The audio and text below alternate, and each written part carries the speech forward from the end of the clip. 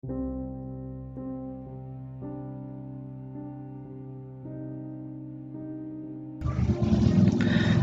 delete phone lock in Samsung Galaxy S10, open phone settings, swipe up or down home screen to access the app screen.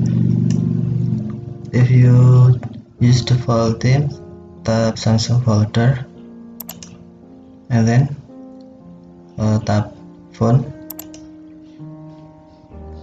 Klik more icon or dot 3 and then select delete.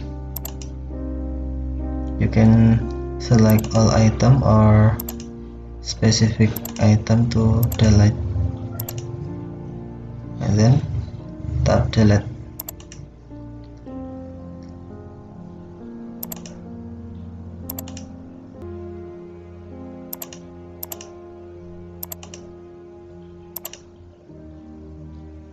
Okay, thank you for watching. Have a nice day.